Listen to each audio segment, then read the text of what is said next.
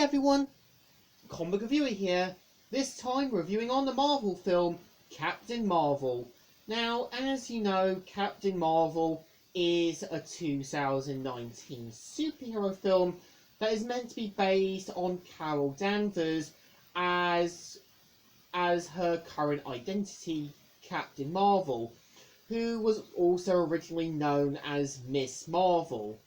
And yeah, keep in mind that after the events of Infinity War, we did have a foreshadowing to Carol Danvers, and we eventually got a movie that kind of explains how she came to be.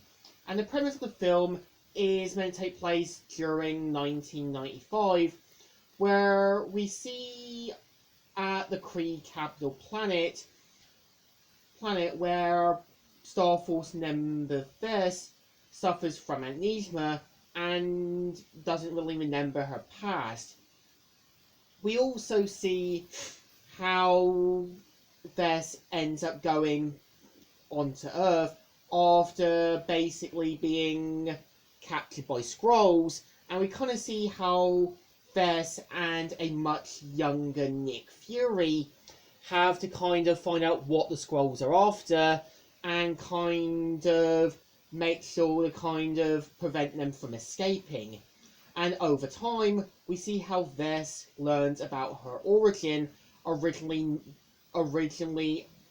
a ex-Air Force fighter pilot known as Carol Danvers, and of course, more truths about the Kree and the Skrulls. So I think the film, in my opinion, isn't too bad.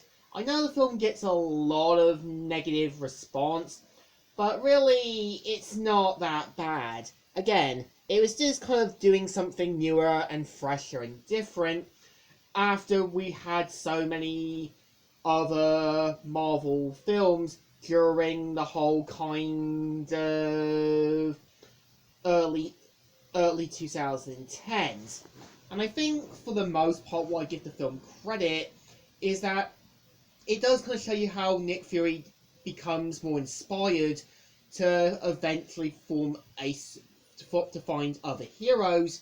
We also see how other Kree, like Groff the Punisher and Roman the Accuser, had small parts, but was still there. And I kind of feel the film did have potential for Carol Danvers, but I think it wasn't completely wasted. I think if I was to have the film, I would have had it that the character that could have been used, Marvel could have been the main character. Have him work with Carol Danvers' father, and have a much younger Carol Danvers be inspired by Marvel, and even kind of preventing the Kree from taking over the planet in their search for the Tesseract, which I think could have been a better idea.